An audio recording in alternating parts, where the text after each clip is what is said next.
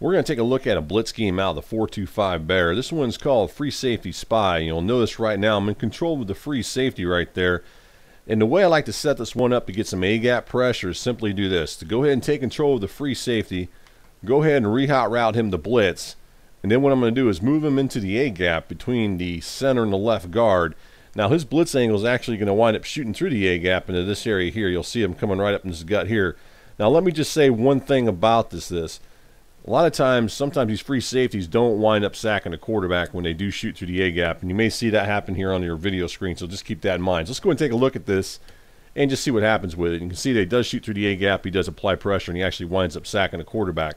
Let's go ahead and do that same setup again. We're going to go ahead and take control of him, hot route in a blitz, move him up into that A-gap. About 2 to 3 yards off the line of scrimmage usually works, and then we'll just go ahead and snap and see what happens there. Again, he winds up coming through, and we wind up getting pressure. But on occasion, he may not get that sack on the quarterback. The quarterback may shrug him off. Let's look at it from the top-down view here. And again, you kind of see how this setup's going to work. As far as with the blocking goes, you wind up having this left guard blocking this weak side defensive tackle, and then the center winds up blocking the nose tackle or the strong side defensive tackle, however you want to call him. And then this allows this guy right here to shoot through that A-gap to apply pressure on the quarterback. So let's go and take a look at it again, and you'll see what I mean right here. And again, he shoots right through. We wind up getting the pressure on the quarterback.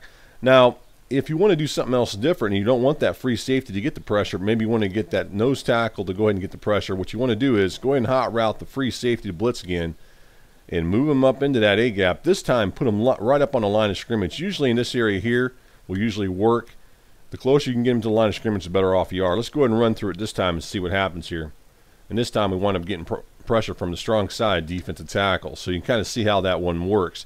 Let's look at it from the top-down view again and just kind of focus in on that guy. And again, basically what's going to wind up happening as you watch, this center is actually going to slide over to go ahead and block this free safety. And then what we're going to wind up getting here is this guy right here, again, is the left guard. He's going to block the weak side defensive tackle. And then the right guard, which is this guy over here, is going to wind up blocking here. So you can kind of see how this sets up.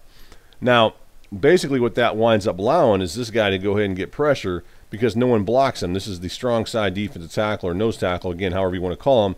And he's going to wind up coming through that A-gap and putting pressure on the quarterback. So let's just go ahead and take a look at it here.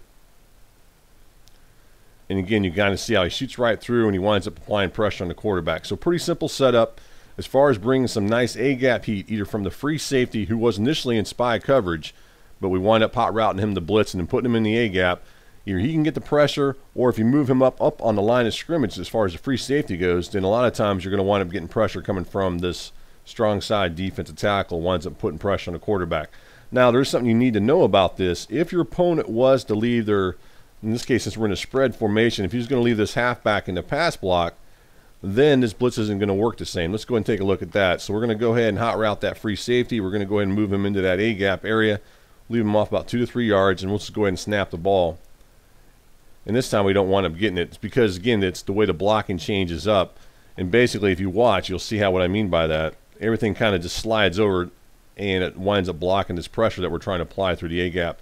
So what winds up happening is this guy right here, the halfback, winds up sliding out the block here towards the right.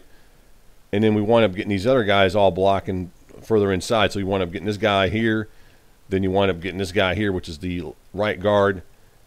And in the center winds up blocking. Let's go and take a look at him. The center winds up blocking this area here, which is going to be our blitz and free safety. So that's what causes this blitz not to work, because of the way this halfback stays in the pass block. It changes everything. So with that said, what you got to do is you're going to have to set up your defenses to make them look alike. So let's go into another defense from this particular formation. And what I mean by that, you want to scheme around. So for instance, maybe a defense you might consider running this cover 2-man defense. So we go back in here. So they go ahead and run this Y stick play. They leave this halfback in the pass block, right? Well, by doing so, and then we're going to go ahead and put this guy here, and then like this. And you just want to try to scheme your defense around this to make it look kind of the same thing. And right here, you're really only playing, basically you're just playing a 2-man under type defense. You got 5 guys playing man coverage underneath. You wind up having the 2 safeties playing 2 deep coverage.